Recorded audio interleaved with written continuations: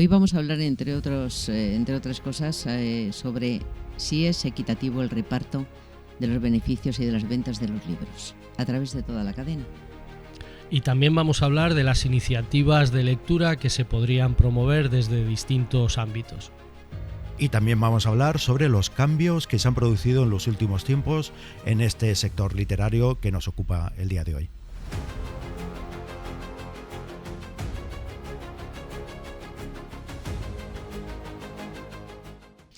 Buenos días a todos, buenas tardes y buenas noches, depende de la hora, el momento o las ganas que tengáis de vernos. Hoy, como veis, estamos aquí en el proyecto Visibilidad, el gran reto, y yo no soy Javier Clavero. Pero no os preocupéis, que hoy viene de sufridor. Le tengo aquí a mi derecha y también tengo a mi izquierda a José Tobar, que también son dos grandes escritores, y hoy le van a pasar por la criba de este programa.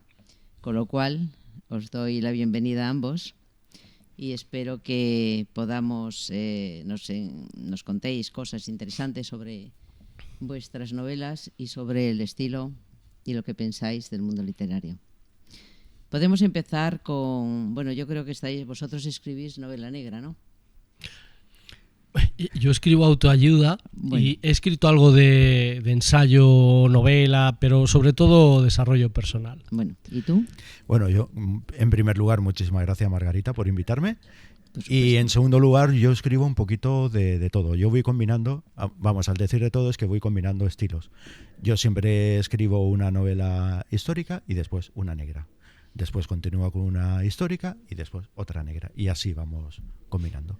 Bueno, perfecto. Pues entonces ya veo que tenemos aquí una variedad de literatura bastante importante y yo me imagino que el tiempo que lleváis escribiendo habréis tenido una percepción de cómo va esto.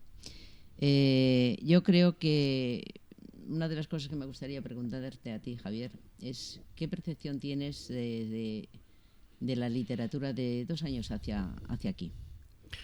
Pues mira, ¿cómo lo ves? Yo te voy a contar. Yo creo que en los últimos tiempos está habiendo una oferta tremenda de novela, de ensayo, de poesía, de libros que van apareciendo. Y yo creo que es algo positivo. A veces uno se satura de toda la oferta que hay. También es verdad, y lo hemos comentado en alguna otra ocasión, que no todo lo que aparece tiene una mínima calidad. Pero bueno, al final, como todo esto también es muy subjetivo, pues dejemos que sea cada lector el que decida la calidad o la no calidad de lo escrito. Pero sí que es verdad que hay una oferta tremenda de géneros, de estilos, de diferentes tipos de literatura, y bueno, yo creo que es positivo. Y a ver, yo te quisiera preguntar si has visto realmente una intención del lector sobre un tipo de novela concreta, porque hablamos mucho de la gran cantidad de libros que hay, de la gran variedad también de estilos, pero tú has visto en poco tiempo si hay una percepción o un gusto especial por algún tipo de novela. A ver, yo creo que en los últimos años estamos un poquito manipulados en todos los aspectos, el ser humano. Y yo creo que desde las grandísimas editoriales, desde las altísimas, manipulan un poquito al público para orientarlo hacia un determinado estilo que ellos predeterminan. Exactamente, lo he dicho al revés. De forma que el lector al final tenga necesidad de comprar ese tipo de novela. Entonces yo creo que va por ciclos. Hay ciclos de novela histórica, hay ciclos de novela policíaca, y yo creo que nos van imponiendo las modas poco a poco. Pero sí que es verdad que creo que hay algo que no encaja en las modas y que cada vez es más leído, más comprado y más adquirido, y con lo cual me alegro muchísimo, que es la poesía. Esa es la percepción. Creo que cada vez se lee más poesía, afortunadamente. Bueno, pues yo creo que también, porque además, como soy escritora de poesía, pues estoy encantada con lo que acabas de decirnos. ¿Tú crees que existen o deberían de existir algunas iniciativas oficiales para fomentar la lectura? Pues sí, yo creo que la lectura debería de ser algo que se nos pusiera por delante, no digo imponer, pero sí que se nos pusiera por delante desde que somos bien pequeños. Es decir, casi antes de aprender a leer deberíamos de estar conectados con los libros, con lo que cuentan los libros. Los libros tienen todos los conocimientos y la experiencia del mundo, y es una fuente de aprendizaje constante. Uno nunca termina de estudiar, uno nunca termina de aprender, y los libros te acercan a todo eso que no sabes. De hecho, leyendo un libro que se llama El Cisne Negro, el autor comenta que lo importante de una biblioteca no son los libros que se han leído, sino los que no se han leído, porque son los que te van a proporcionar el conocimiento y las experiencias que tú todavía no tienes. Los que quedan por leer son realmente los importantes, porque los otros ya los has asumido. Sí, efectivamente. Eso es cierto. ¿Y esta va para ti? A ver, preparado. A ver. ¿Qué te mueve a escribir? ¿Hay una motivación económica o de qué tipo? Bueno, a ver, yo empecé a escribir como terapia. Yo necesitaba o una sesión continua de psicólogo 24 horas al día, o desahogarme y expulsar mis temores, mis miedos, como digo yo siempre, o mis inquietudes, expulsarla de alguna forma, y lo hice a través de la escritura. Pero mi intención era escribir, desahogarme, y vale, ya tengo el manuscrito, lo guardo en el cajón y se acabó. Ahí se ha acabado mi terapia. Pero ese manuscrito cayó en manos de un amigo mío escritor, y me acuerdo perfectamente de sus palabras, que dijo: este libro no solo es leíble, sino que es publicable y además vendible. Wow. Y dije, pues vamos a meternos a la aventura. Y desde entonces se me ha creado la necesidad de contar historias, de transmitir mis inquietudes. Además, de hecho, en todos mis libros siempre hay una historia, que la puedes tomar como simplemente una historia para divertirte, para entretenerte, pero siempre lleva un contexto personal, un contexto para hacer pensar al lector de determinados puntos de vista o de cosas que me inquietan. Y al final se ha convertido en una necesidad. Y constantemente tengo ideas para escribir, pero la vida no me da para tanto. Pero sí, ahora mismo se ha convertido en una necesidad, independientemente de la economía. Me da igual. Qué bueno. ¿Y tú? Pues, ¿Qué te mueve a ti a ¿qué me mueve a escribir? Pues es curioso. Yo empecé a escribir después de un fracaso empresarial monumental, es decir, en el que pues me arruiné, y hubo un momento en el que había personas muy cercanas a mí que me decían: oye, ¿cómo es posible que con todo lo que estás pasando seas capaz de transmitir tanta energía, tanta buena actitud, tan buen rollo? Y cuando me lo dijeron varias personas, dije: oye, pues igual es un momento en el que, además de poder ayudar a otros a superar sus dificultades, a mí me puede ayudar también a salir de las mías. Y empecé a dar charlas de desarrollo personal, de superación, motivación, con un libro que se llama Las leyes del éxito, de Napoleon Hill, que me cedieron los derechos para las charlas. Y al cabo de un año y pico surgió la necesidad en mí de no utilizar a otros, sino utilizarme a mí mismo.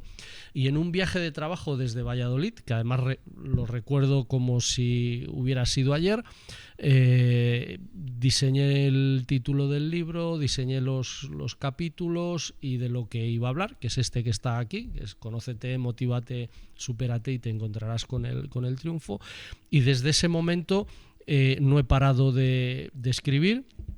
Y además, cuando escribo, he de decir que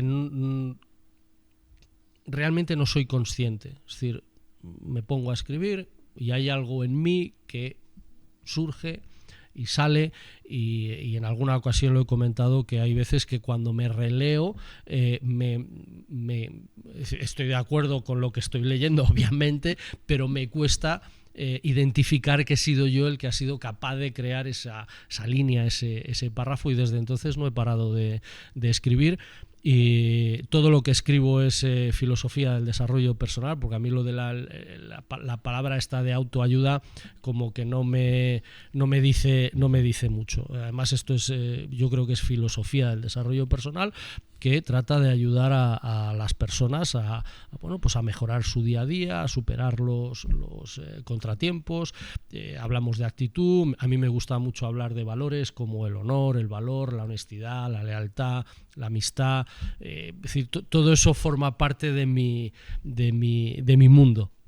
Pues esos valores que en el mundo de hoy cuesta encontrar, la verdad. Sobre todo en ciertas esferas, cada día estamos más escasos de ellos, de valores.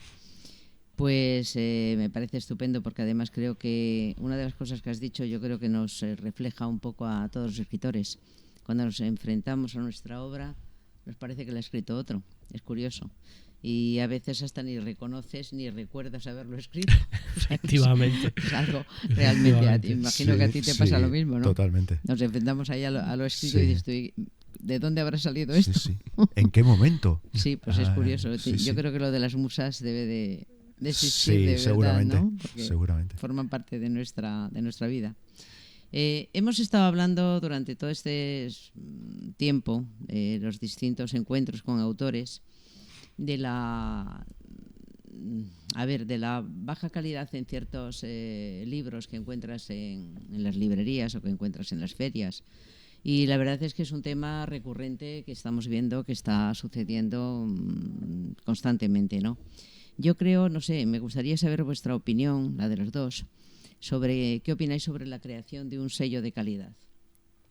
Pues a mí me parece importantísimo, porque sí que es verdad, aunque antes he mencionado que hay cierta parte subjetiva, es decir, no todo gusta a todo el mundo, pero sí que es verdad que uno muchas veces se da cuenta, va a una librería, compra un libro, que ya la contraportada te está diciendo que no es lo que tú esperas, pero de todas maneras lo compras, porque uno, para poder opinar y tener un criterio, también tiene que meterse en determinados charcos, y te das cuenta de que hay muchos autores, algunos de ellos mediáticos, otros no se sabe por qué, que escriben libros y ya en las primeras páginas te das cuenta de que es gente que no ha leído, no está versada. No es que no sepa escribir, es que además de no saber escribir, no ha leído en su vida, ¿vale? O ha leído 3 libros y son en los que basa el suyo, y ahí están en las librerías. Entonces sí que me parece imprescindible que haya una calidad, que hayan sellos de calidad en los que se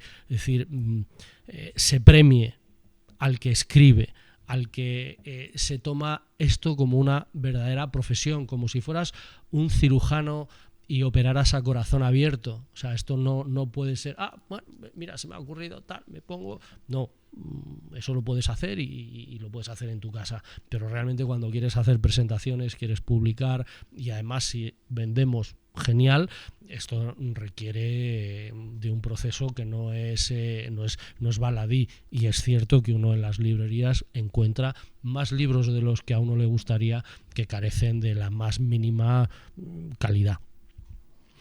A ver, yo estoy totalmente de acuerdo contigo, porque yo tuve, en una ocasión me ocurrió algo, que cogí un libro y tenía una falta de ortografía en el título. Si ya partes de esa base, ¿qué te puedes esperar de ese libro? Entonces me parece una falta de respeto hacia el lector bestial. Entonces yo creo en la necesidad de establecer algún tipo de criterio o algún tipo de sello de calidad, como tú bien indicabas. Pero es que a partir de ahí me hago una pregunta, y es: ¿quién y de qué forma establecería ese baremo mínimo de calidad? ¿Lo establecerían otra vez las grandes editoriales para autobeneficiarse? ¿Y volveríamos a encontrarnos un problema los autopublicados? ¿O realmente habría algún organismo independiente que fuera capaz de gestionar ese tipo de cosas para que nos beneficiáramos todos?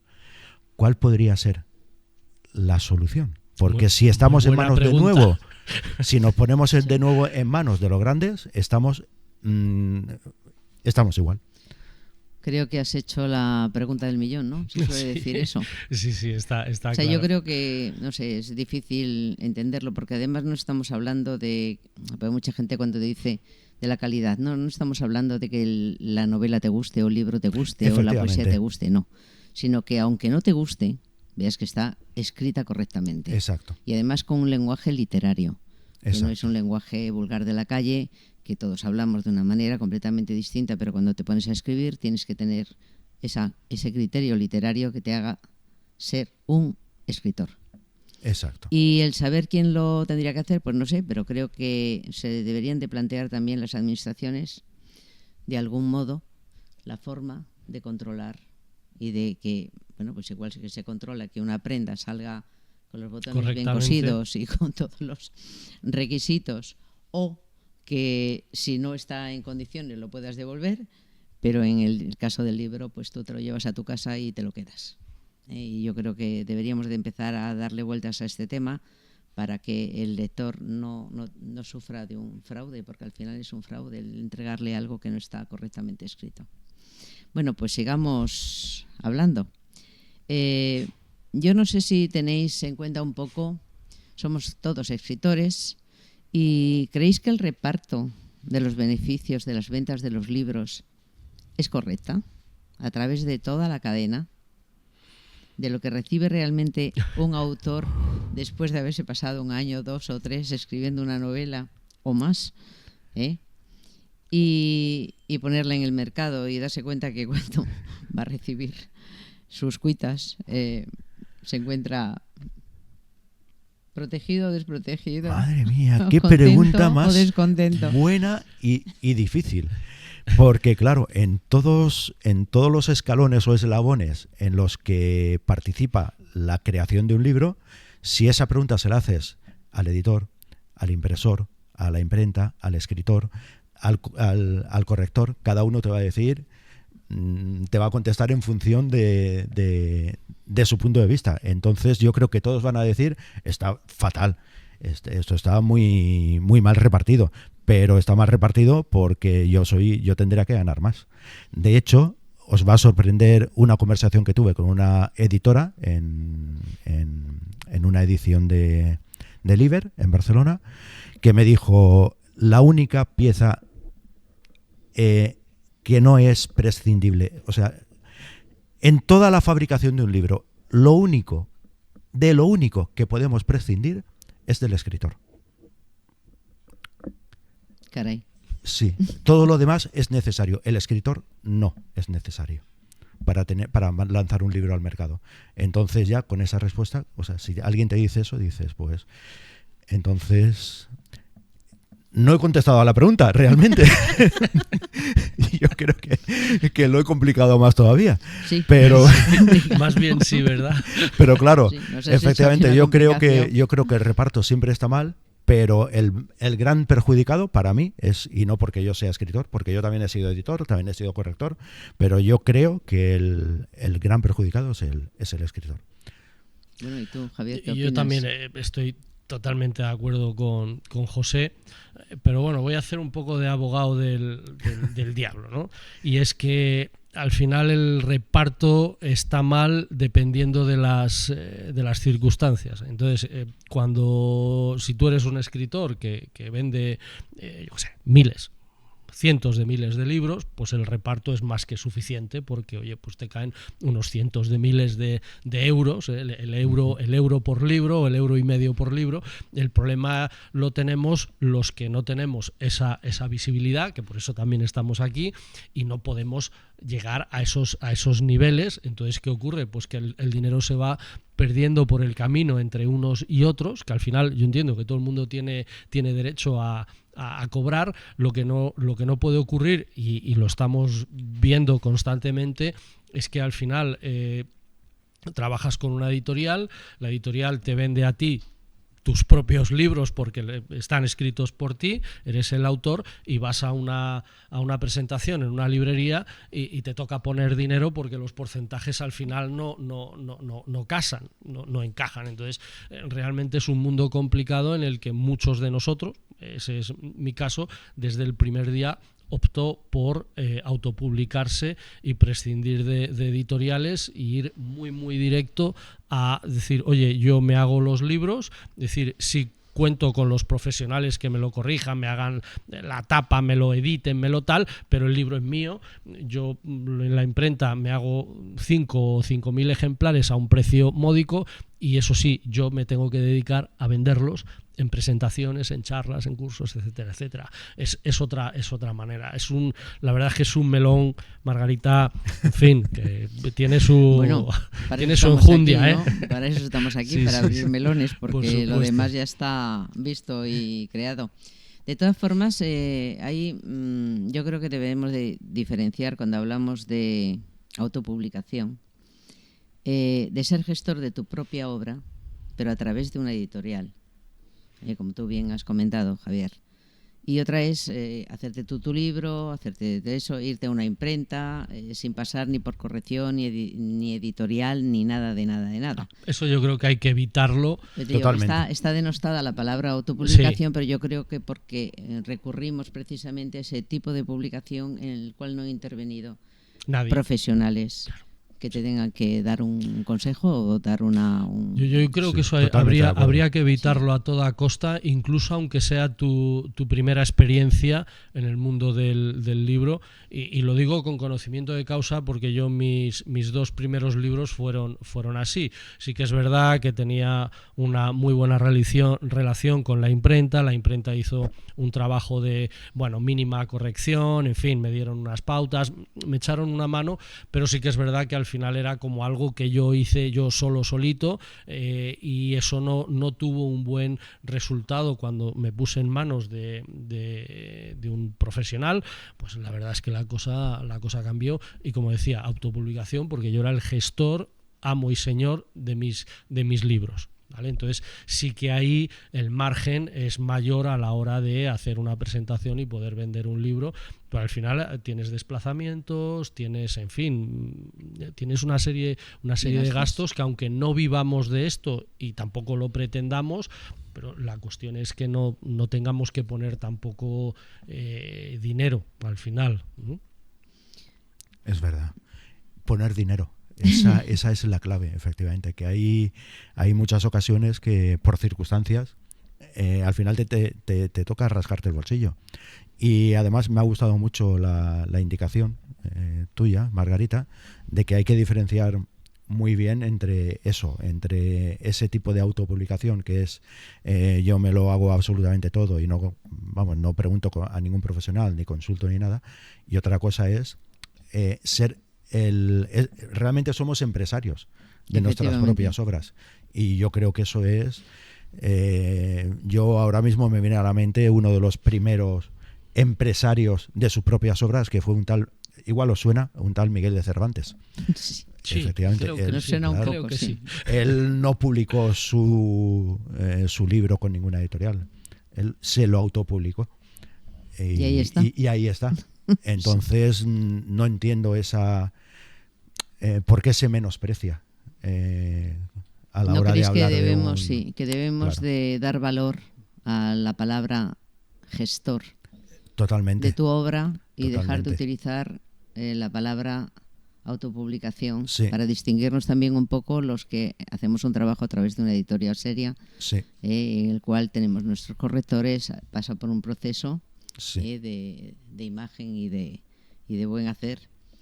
Que no es coger 4 hojas y llevártelas a un... De hecho, fíjate que está saliendo la palabra autopublicación, antes ha salido la palabra autoayuda, y cuando metes la palabra auto en algo, autodidacta, parece que ya lo estamos denostando, lo estamos menospreciando, cuando en realidad debería de ser lo contrario, ¿no? Una persona que es autodidacta es una persona que está teniendo una serie de esfuerzos y de disciplina para formarse ella misma. Alguien que se ayuda a sí mismo debería de tener muchísimo más valor que alguien que busca a alguien que le ayude.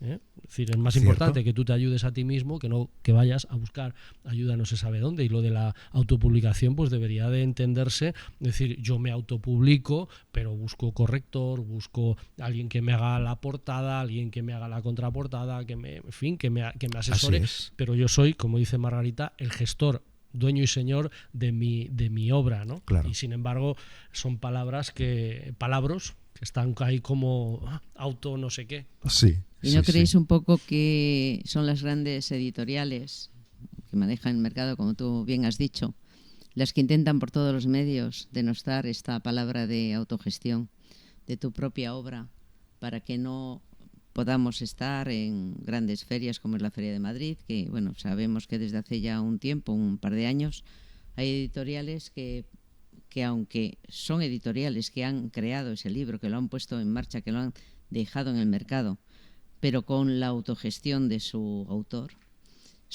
no son capaces de poder entrar ya en la Feria de Madrid, porque tienen algunos autores que gestionan su propia obra.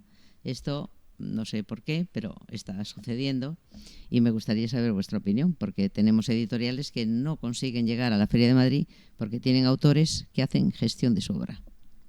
Claro, precisamente por lo que estamos hablando, ¿no? Porque las grandes firmas, las grandes empresas, las que al final mueven todo este cotarro, ven que se les está comiendo parte de su pastel.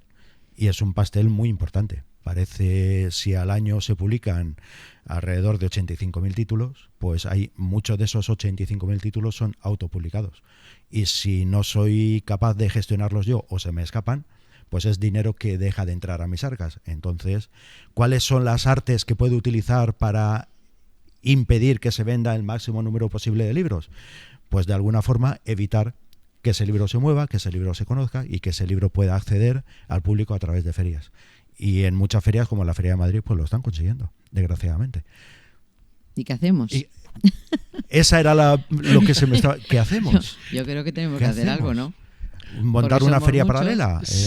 Yo creo que seguir dando la vara y seguir creando plataformas, instituciones, asociaciones, gente que se junta, que se arrejunta y se une para hacer presentaciones, para escribir, para difundir, porque el lector, digamos que tiene derecho a saber que existe otra literatura sin denostar la que sale de esas grandes plataformas. Claro. Oye, está genial, está estupendo. Claro, hay autores que son fantásticos, pero sí que es verdad que pues al final no deja de ser un monopolio bastante clarito, es decir, sin mucha distracción, y lo que intentan es lo que decía José, oye, pues si se crean 85.000 títulos al año y hay 15.000 que se los quitan, pues son 15.000 menos que están en sus manos. Entonces, ¿qué ocurre? Que es como pues poner puertas al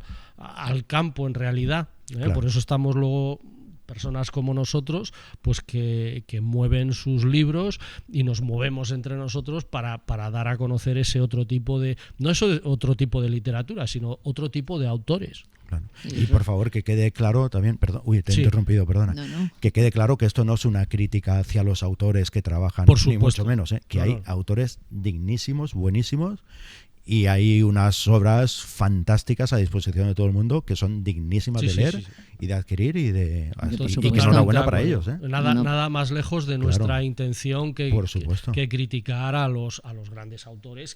Por Dios, todo lo contrario. Si son además que son que yo también los leo. Claro. O sea, que todo el mundo los lee porque son grandísimos, pero no estamos hablando de eso. Claro. O sea, los grandes autores son lo que son y además yo reconozco su valía y los pequeños también, pero que están dentro de una editorial pues de las grandes y tienen sus distribuidores y bueno, pues están en esa condición. Pero nosotros, los que también estamos aquí intentando ser visibles dentro de este mundo literario y que además luchamos con todas las ganas para estar en el mercado y ofrecer nuestras obras, que son además muy interesantes algunas, no vamos a decir que no, y que podrían estar en las grandísimas escaparates de los centros comerciales, de las grandes librerías, en fin, pues que tenemos que tener también nuestro pequeño espacio para poder demostrar nuestra valía. Bueno, pues vamos a hablar un poquito de vosotros. ¿Tú quién eres, Javier? Pues mira, esa misma pregunta me la hago yo a veces. Sí, más conforme van pasando los años. Bueno, yo para poneros en contexto voy a ser muy breve pero sí que empiezo desde el principio. Si no te alargues mucho, por Dios. No. Voy a ser casi brevísimo. Yo tuve una infancia y una juventud felicísimas, una familia tradicional de los años 70, 80, ya calzo casi 62 años, o sea que ya tengo un bagaje por detrás. Pero realmente mi vida empieza de una manera especial cuando yo termino el COU y me toca irme a la mili y me alisto voluntariamente a la Legión. Para mí eso fue, es decir, lo de antes era felicísimo, a partir de ahí, es decir, te toca hacerte un hombre y en mi caso particular yo aprendí muchas cosas de las que uno debe y no debe hacer en la vida. Opté por arrimarme a las que uno sí debe hacer. Estudié para oficial de máquinas de la Marina Mercante, aunque por el camino me casé y no me embarqué, que es otra manera de embarcarse, casarse. Y bueno, pues durante 15, 16 años trabajé para otros en el mundo industrial, luego monté mi propia empresa, monté un modelo de negocio que posiblemente por suerte funcionó muy bien, pero como estaba vinculado al mundo de la construcción de manera colateral, en el 2008 pues se me fue todo el invento al garete, es decir, había creado un pequeño imperio para una persona que estaba trabajando solo y me arruiné y lo perdí absolutamente todo. A partir de ahí es cuando decido dedicarme al desarrollo personal, porque el desarrollo personal a mí me había sacado de esos momentos y durante muchos años ha sido mi mundo, el desarrollo personal, trabajar cuerpo, mente, físico. He dado charlas por institutos, instituciones penitenciarias, centros de negocios, universidades, institutos. Me he movido muchísimo. Tengo 8 libros escritos de desarrollo y 2 de poesía. Y ahora hace poquito he hecho un parón en mi vida literaria, aunque sigo escribiendo. Y me estoy dedicando otra vez al mundo de la empresa. Y es como una especie de oxigenación que me está viniendo muy bien, pues estoy leyendo muchísimo y preparándome para, cuando esté en una prejubilación, que no sé cuándo llegará, volver a dedicarme de lleno al mundo de los libros. Muy bien. Qué bien. Qué bueno. Qué bien. ¿Y tú? Cuéntame, José. A ver, yo soy una contradicción con patas, directamente. Porque yo leí mi primer libro a los 15 años. O sea, vamos, yo de lector no he tenido nunca nada, o sea, no tuve nada. Y luego encima he sido estudiante de ciencias, con lo cual tampoco tiene nada que ver. Pero me fui a la mili y mira, en eso coincidimos, no me fui voluntario, a mí me obligaron. Y al volver de la mili empecé a trabajar en medios de comunicación. El primer trabajo que tuve en medio de comunicación fue en Radio Nacional de España, pero en mi ciudad natal, en Elche.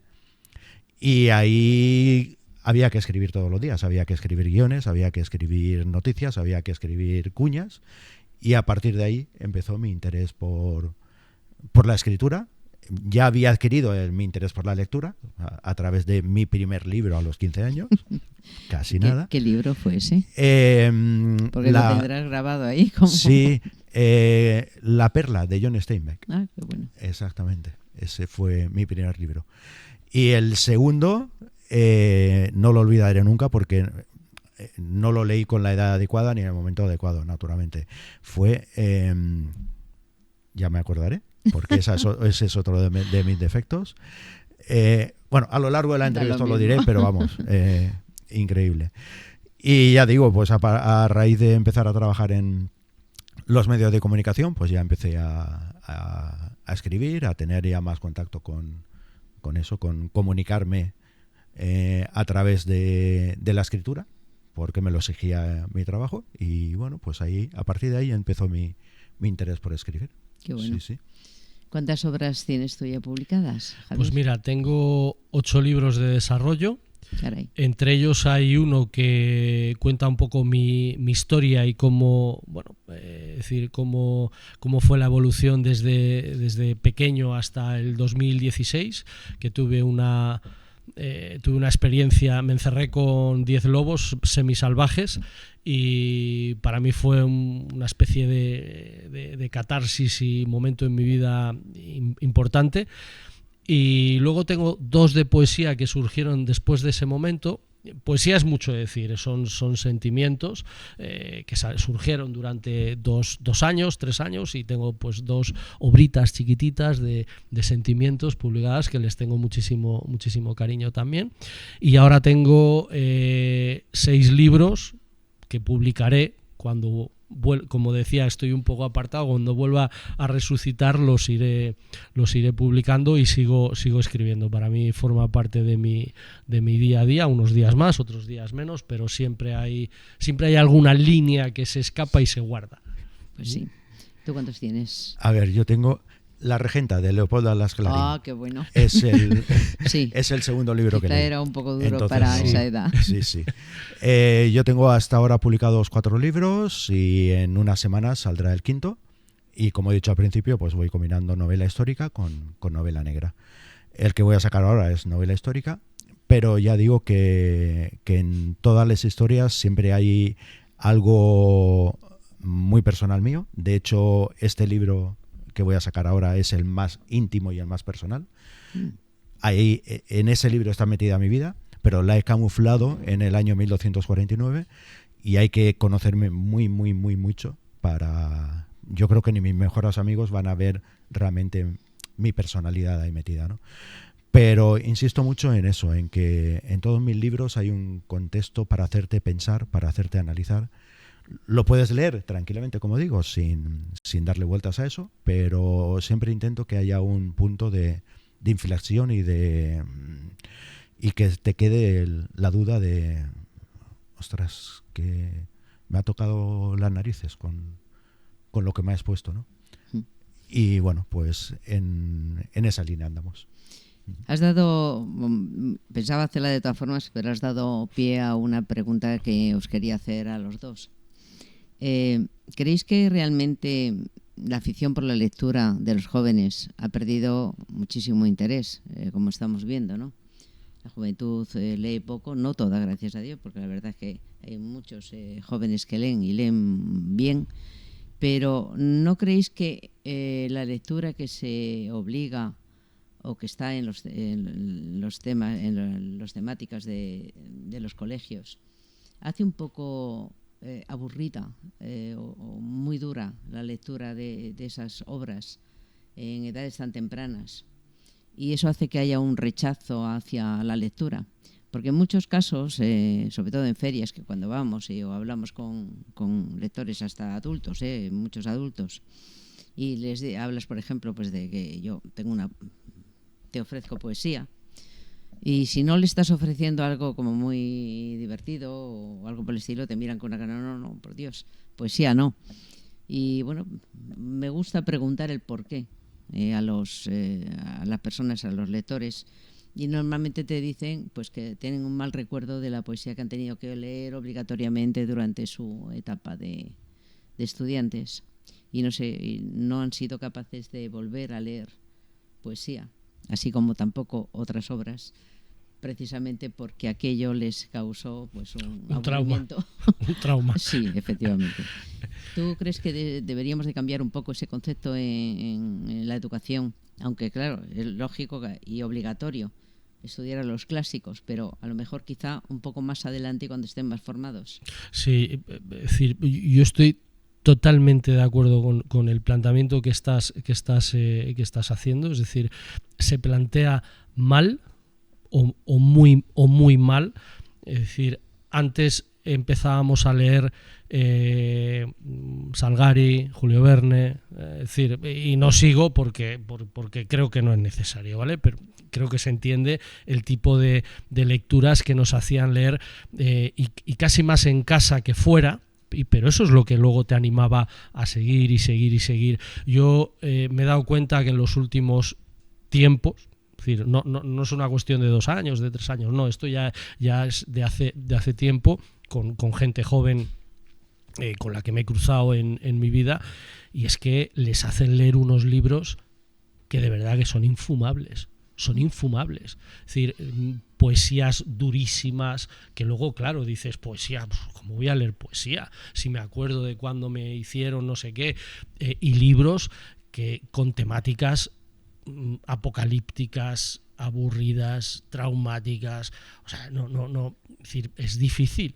De hecho, y no quiero generalizar, pero hay una gran parte de ese tipo de juventud que se arrima a ese tipo de libros apocalípticos y de desastres y de penas y de tristezas, que luego su vida es así.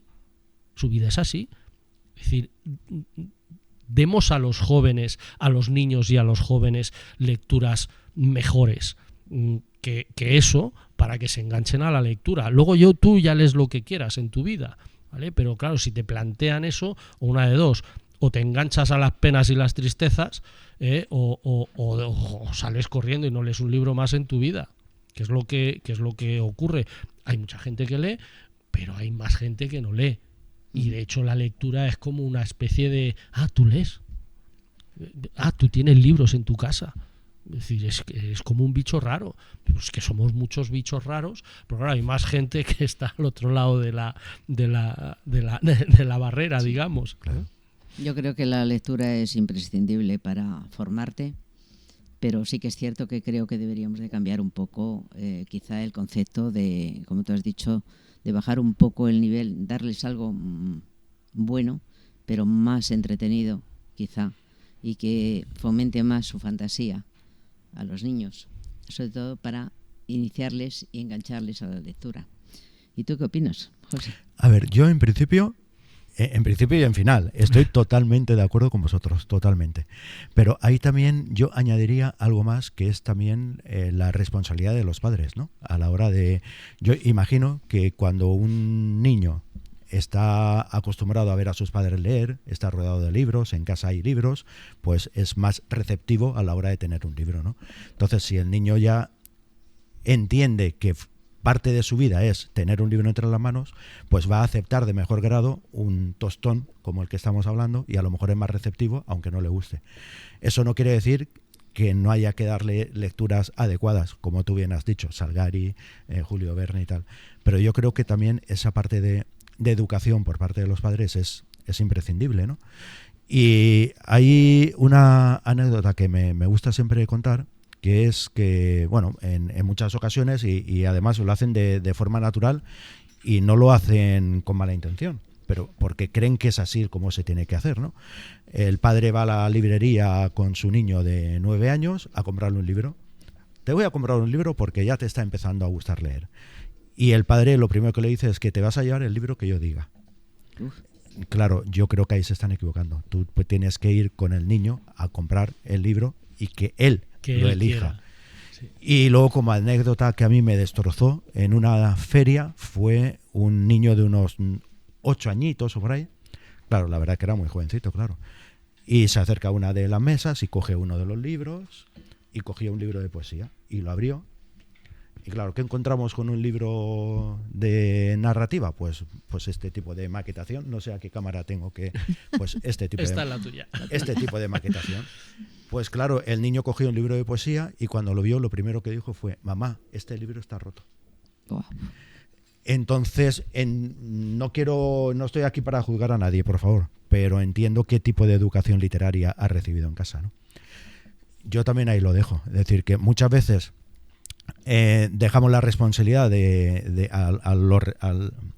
a las instituciones, a los colegios y tal, pero nosotros también tenemos que aportar nuestro granito de arena a la hora de apoyar. Y si yo creo que entre todos empujamos en ese sentido, pues a lo mejor nos harán más caso y será más fácil.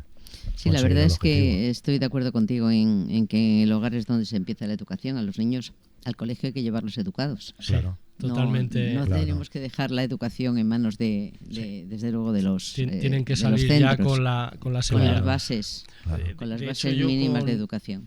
A tenor de lo que decía José de los padres, hay una anécdota que yo no sé si será verdad o no verdad, pero hay una anécdota que se cuenta de Lara Padre, el editor, que él cuando empezó en el mundo editorial, empezó a sacar colecciones de libros muy, muy, muy baratos, y la gente empezó a comprar libros porque eran baratos y formaban casi parte de la decoración en las casas. Había vasitos y platitos de no sé qué y libros porque eran muy baratos, y este hombre decía: yo sé que quien compra esos libros no los va a leer, pero tal vez sus hijos sí, porque los tienen en la estantería. Muy bueno. Eso está muy bien. Y entonces Muy bueno. era como, vamos a poner la semilla. Yo ya sé que estos no van a leer, o la mayoría de estos no van a leer, digo estos con cariño, ¿vale? No Sí, en plan sí. despectivo. No lo van a leer, pero oye, es barato, forma parte de la decoración. Oye, algún libro hay que tener en casa, oye, pues que tengan libros. Ellos no, pero tal vez sus hijos sí. Claro. Entonces, lo que tú decías, en casa, los papás. Me ha tenemos tarea. recordado ahora, bueno, yo, a ver, hoy no tengo que hablar de mí, pero sí que es cierto que yo empecé a leer con 3 años. O sea, es algo curioso, pero mi abuela no me dejaba merendar ni salir a la calle a dar un paseo si no leía, con lo cual pues me enseñó a leer muy niña. Y lo que es cierto es que, bueno, me he pasado toda la vida leyendo, lógicamente, porque esa vocación ya de lectura ya la llevas desde muy pequeña y no eres capaz de no leer, ¿no? Pero mi padre tenía una habitación muy grande donde guardaba múltiples cosas en una terraza, pero lo que la tenía era llena de libros. Y ahí me escondía a coger libros que no eran ni adecuados ni para mi edad, ni mi nada, ni mi formación. Pero, caray, me abrió unos caminos de imaginación que me han formado, ¿no?, durante el resto de mi vida.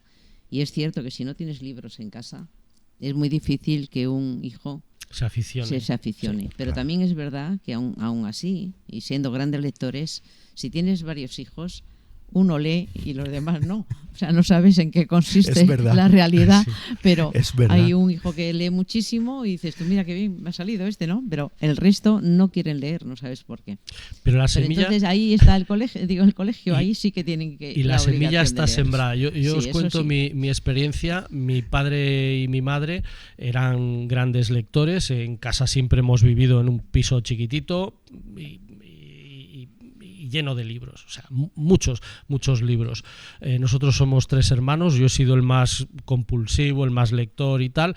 Mi hermano fue el revolucionario de casa, el antisistema, el que siempre decía que no a todo. Cuando se ha hecho mayor, ahora es uno de los que más lee de toda la familia. Es decir, la semilla la llevaba dentro, y él lee, y a veces lo comentamos, lee porque vio leer en casa cuando era pequeño, y mi hermano es de mi edad aproximadamente. Es decir, que la semilla en casa vale la pena. Y luego, obviamente, en los colegios se debería de leer leer debería de ser una asignatura. Leer, simplemente leer. Leer, se aprende muchísimo leyendo. Efectivamente. Muchísimo. Sí. A veces cosas que te dan en una clase, uno va a un curso, va a un tal, y te sueltan una serie de cosas, tal, no sé qué, conocimientos, experiencias. Sí, genial, y mientras lo estás escuchando, oye, lo entiendes a las 1000 maravillas. Terminas y se acabó la historia. Sin embargo, tú coges un libro y lees, y si realmente eso te resuena, te interesa, lo necesitas, es decir, lo creas tu mundo, y el conocimiento que te llega es para mí importantísimo, vamos. Bueno, vamos a pasar a otra pregunta polémica para los dos. ¿Creéis que el precio del libro es el adecuado? ¿Que es caro? ¿Que es barato? ¿Qué pensáis? Venga, José, dispara tú primero. Madre venga. mía, oh no, has venido hoy fuerte, ¿eh? Guerrera. Has desayunado me han bien. dejado aquí el puesto Sí. central y vengo dura. A ver, yo creo que 20-25 euros para un libro puede llegar a ser un precio adecuado, porque es accesible. Perdón. ¿Pero al peso o por qué? Al peso. ¿En qué consiste? Porque hay mucha gente que te coge un libro y dice, bueno, son 20 euros, bueno, pero es que tiene muchas hojas. Entonces, claro, Sí, es no verdad. sabes, Hay que mucha diferenciar gente- sí. qué valor le damos al libro Claro. y qué valor merece a la hora de ponerse en el A ver, y que no sea el peso. Claro, no, yo le daría el mismo valor económico a un libro de poesía de 50 páginas que a un libro de novela histórica de 900. Hombre, está claro que los costes son mayores en un caso que en otro, Sí. eso está claro. Pero yo creo que lo que es el valor literario tendría que tener el mismo precio. Y estoy poniendo un precio imaginario, 20-25 euros. Yo creo que puede ser más o menos equilibrado. Equilibrado para que la gente se plantee desprenderse de 20 o 25 euros a la hora de comprar un libro. Porque muchas veces el problema es que el libro me parece muy caro gastarme 20 euros en un libro, pero esta noche me voy de copas con mis amigos y me tomo 2 cubatas y cada cubata me cuesta 20. Y el cubata tú lo has tomado media hora y el único recuerdo que tienes es al día siguiente la resaca. Pero el libro lo tienes, con el libro, además de leerlo, disfrutas, viajas, aprendes, te desarrollas, te relacionas, lo puedes incluso prestar a un amigo. Yo creo que tiene una versatilidad enorme. Entonces digo los 20-25 euros para que sea equiparable o comparable a lo mejor a otro tipo de gastos, ¿no? O de costes. Pero realmente comprar un libro por 20 euros me parece baratísimo para todo el trabajo que hay detrás. Porque un escritor se puede...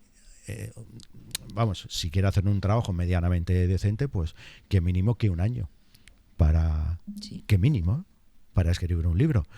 Si luego esos 20 euros los tienes que compartir con el corrector, como hemos dicho, con el editor, con el que te hace la portada, con el que no sé qué, y con el porcentaje que tienes que darle o a las plataformas o a las librerías, pues te queda muy poquito margen. Y como no seas un monstruo, como tú bien has dicho antes, pues la verdad es que entonces dices, ¿a cuánto me sale la hora de trabajo cuando vendo mi libro? Si me sale a 50 céntimos la hora de trabajo. Y me parece que eso está muy, muy, muy mal valorado y me parece una falta de respeto terrible hacia el escritor, sobre todo hacia el escritor.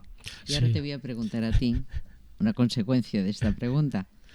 ¿No crees que deberíamos de valorar el trabajo del escritor y, no sé, plasmarlo de alguna manera para que un lector sepa lo que cuesta trabajar en un libro? Qué bueno. ¿Cuántas horas lleva? ¿Cuánto trabajo? Sí.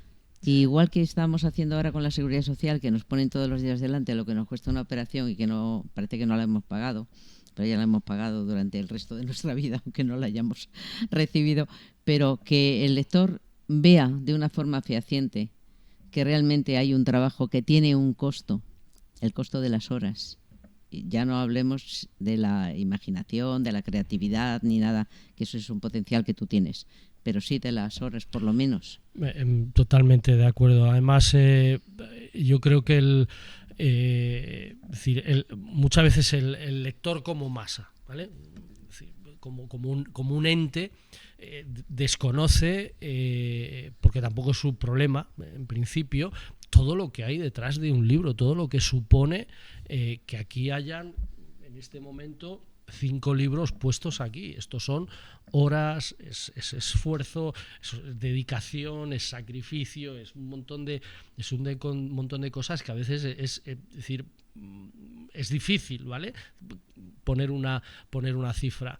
Por eso a mí me parece muy interesante lo que nosotros estamos haciendo, es decir, dando la oportunidad a quien nos escuche de conocernos, porque cuando tú conoces a alguien y escuchas sobre su obra, sobre su vida, sobre sus alegrías, sobre sus penas, sobre sus avatares, estás conectando mucho más, y a lo mejor cuando vayas a comprar un libro y digas, oye, este libro vale 25 euros, digas, oye, es que vale la pena. A mí personalmente me ocurre, yo voy a comer y como soy...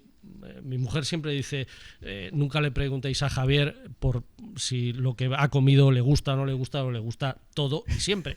Entonces yo voy a comer y si me gasto 12 euros en comer, pues me parece estupendo. Y todavía me sale caro, ¿vale? Comer. Sin embargo, yo voy a comprarme un libro y, hombre, no te digo que cuanto más caro mejor, pero sí que es verdad que tengo ese regusto de que cuando un libro tiene un precio que dice, ostras, esto tal, yo me siento orgulloso de comprar ese libro. Perfecto. Muy bien. Bueno, sabéis que aquí tenemos un juego que se realiza cada vez que nos reunimos, y es que los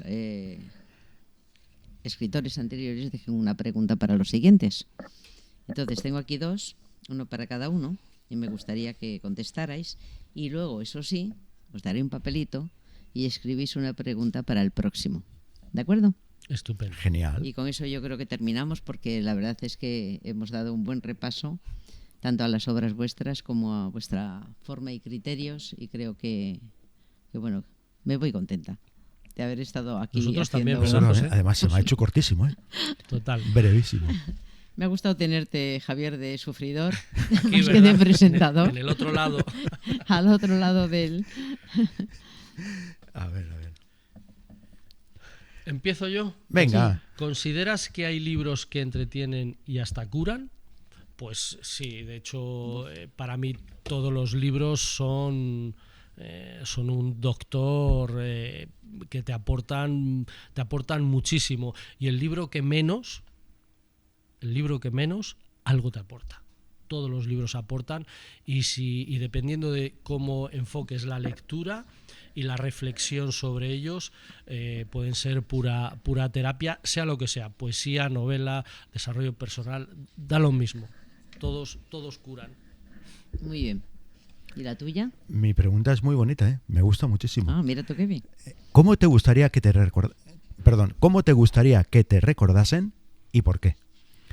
A ver, a mí me encantaría que me recordasen como a una persona que ha conseguido ayudar con su trabajo a alguien a ser un poquito más feliz, a reírse una noche, a compartir, a tener un buen recuerdo gracias a ese trabajo y compartirlo con los amigos. A que, aunque haya sido durante un solo segundo de su vida, haya disfrutado gracias a lo que yo he podido aportar a la vida. ¿Y por qué? Porque tengo la necesidad de, cuando esté en la tumba, revolverme de gozo pensando en que eso ha podido ocurrir. Y lo demás a mí me trae sin cuidado. Lo del dinero, lo de la fama, realmente no tengo ningún interés. Yo tengo interés en que mi obra pueda ayudar a alguien, pueda divertir, pueda entretener. Y insisto, si durante un solo segundo de tu vida te ha proporcionado algún tipo de placer, me doy más que satisfecho. Muy buena respuesta también, las de ambos, con lo cual os dejo aquí un papelito para que escribáis Bueno. la pregunta para el siguiente, y con esto nos despedimos. Desde Visibilidad, el gran reto, creo que hemos pasado un rato agradable, por lo menos Muchísimo. yo, que soy novata Totalmente. hoy aquí completamente, y espero veros en el próximo. Hasta luego. Gracias. Hasta pronto. Adiós.